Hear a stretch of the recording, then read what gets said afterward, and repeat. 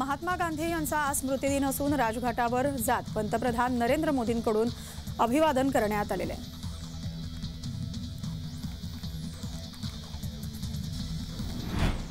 धाराशिवमध्ये चोरी दरोडा यांसारख्या घटना दिवसेंदिवस वाढत आहेत। कधीही चोरी दरोडे अशा घटना घडत असल्याचं समजते। बऱ्याच वेळा सोशल मीडियावर या घटनांचे सीसीटीव्ही व्हिडिओ समोर येत असतात। अशी एक धक्कादायक घटना आता समोर आली। त्यामध्ये पेट्रोल पंपावर मध्यरात्री हत्यारं वापरून दरोडा टाकण्यात आलेला आहे। कळंबमध्ये येरमाळा रस्त्यावरील राजश्री पेट्रोल पंपावर हा दरोडा पडलाय। मध्यरात्री कोयत्याची भीती दाखवत दरोडेखोरांनी सुमारे 3.25 लाखांची रक्कम लुटल्याचं समजते।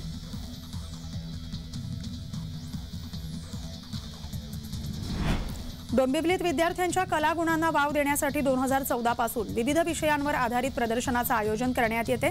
दरवर्षी अंदाजे 2500हून अधिक विद्यार्थी या ठिकाणी भेट देतात।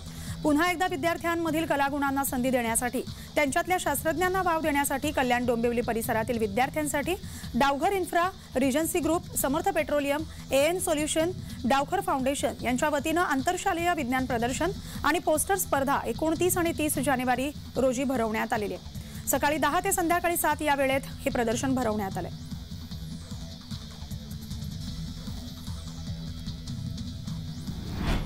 अमरावती जिल्ह्यातील धामणगाव रेल्वे तालुक्यातील आष्टा गावात संत भिकाजी महाराज जन्मोत्सव सोहळा थाटात संपन्न झालाय। सकाळी 212 पालख्यांनी यात सहभाग घेतला। यामध्ये पंढरपूरच्या पालखीला पहिला बहुमान मिळालाय। भिकाजी महाराज जन्मोत्सव सोहळ्याला 4 राज्यातील संतांनी हजेरी लावली। यावेळी 4 एकर परिसरात 200 क्विंटल महाप्रसादाचं वितरण करण्यात आले। या जन्मोत्सव सोहळ्याला लाखो भाविकांनी गर्दी केली।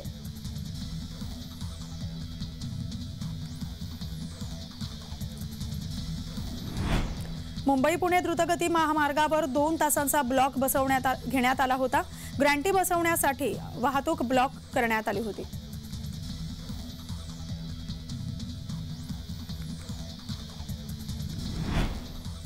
अकोल्यात देशी कट्टा बाळगल्या प्रकरणी बाळापुरात दोघांना अटक करण्यात आले। जिल्ह्यातील बाळापूर शहरातील वाल्मिकीनगर आणि नवानगर भागातील दोघांना अवैधरित्या देशी कट्टा बाळगल्या प्रकरणी बाळापूर पोलिसांनी गुन्हा दाखल केलाय। राहुल विनोद सावरिया आणि देवेंद्र उर्फ भुऱ्या अनिल बावस्कर यांचा शहरातील काही लोकांसोबत वाद झाला। या वादात राहुल सावरिया याच्याकडून एक देशी बनावटीचं पिस्तूल आणि एक जिवंत राऊंड मिळून आलाय।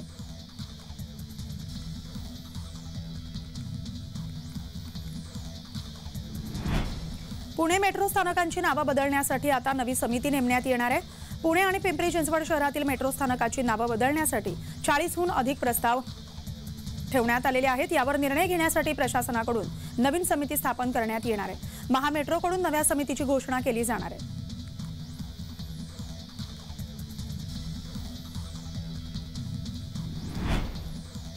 पुणे शहराला पाणीपुरवठा करणाऱ्या खडकवासला धरण साखळी क्षेत्रात केवळ 61% पाणीसाठा शिल्लक राहिलाय। खडकवासला धरण साखळी क्षेत्रात केवळ 17.99% पाणीसाठा शिल्लक आहे। तर यावर्षीच्या तुलनेत गेल्या वर्षी खडकवासला धरण साखळी क्षेत्रात 21.18% पाणीसाठा शिल्लक होता।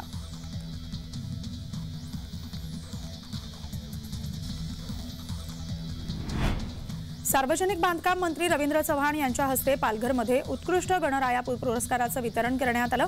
पालघर जिल्हा पोलीस प्रशासनाकडून राबवण्यात आलेल्या जनसंवाद अभियानाअंतर्गत जिल्ह्यात साजरा झालेल्या गणेशोत्सव दरम्यान सामाजिक संदेश देणाऱ्या उत्कृष्ट मंडळाला हा पुरस्कार देण्यात आलाय।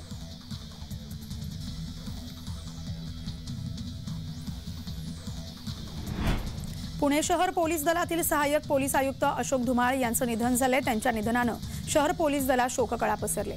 धुमाळ पोलीस पुण्यातील कात्रज परिसरात वास्तव्यास होते। 15 जानेवारी रोजी पाय घसरून 3ऱ्या मजल्यावरून खाली पडले होते।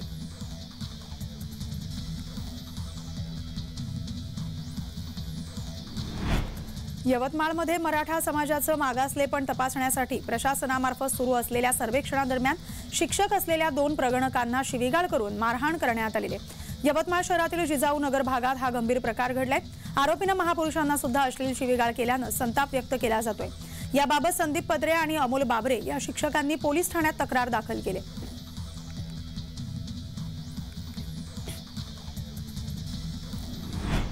एपीएमसी फळ बाजारात हापूस आंब्याची मोठी आवक झाली। हापूस आंब्याच्या तब्बल 350 पेट्या एपीएमसी फळ बाजारात दाखल झाल्यात। जानेवारी महिन्यात एवढी आवक ही ऐतिहासिक असल्याची प्रतिक्रिया व्यापाऱ्यांनी दिली आहे। यंदा आंब्याचा हंगाम हा मोठा असला तरी एप्रिल महिन्यात होणारी आवक कमी असेल असा अंदाज देखील व्यापाऱ्यांनी व्यक्त केलाय। सध्या हापूस आंब्याची पेटी ही 7,000 ते 12,000 रुपयांना भेटते। आंबा प्रेमींमध्ये वातावरण आनंदाचं पाहायला मिळते।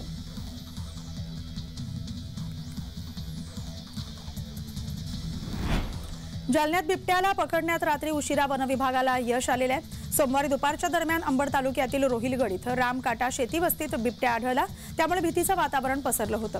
हरिश्चंद्र ढोले यांच्या विहिरीत बिबट्या शेतकऱ्याला दिसला। वन विभागाचं बचाव पथक घटनास्थळी पोहोचलं। त्यांनी प्रयत्न करून विहिरीतून बिबट्याला काढण्यासाठी परिश्रम घेतले।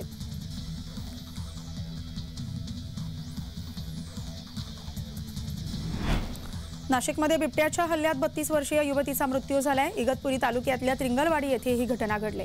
पहाटेच्या सुमारास ही घटना घडली। मीनाक्षी शिवराम झुगरे असं या युवतीचं नाव आहे। सकाळी शेतात गेली असता दबा धरून बसलेल्या बिबट्यानं हल्ला केलाय आणि या घटनेमुळे परिसरात शोककळा पसरले।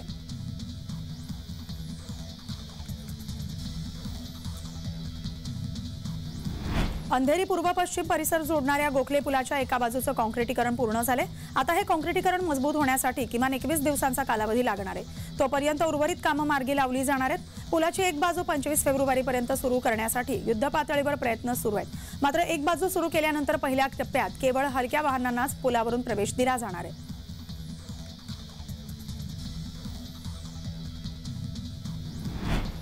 हिंगोलीच्या वसमत तालुक्यातील वाई इथं श्री क्षेत्र गोरक्षनाथ वाई देवस्थानची यात्रा भरले। या यात्रेनिमित्त 2 दिवसीय भव्य शंकरपटाचं बैलगाडा शर्यतीचं आयोजन करण्यात आलं होतं। या बैलगाडा स्पर्धेमध्ये नामांकित बैलजोड्यांनी हिंगोली, परभणी, नांदेड, वाशिम, अकोला, लातूर, जालना यासह मराठवाड्यातून तब्बल 150हून अधिक बैलजोड्यांनी सहभाग घेतला होता।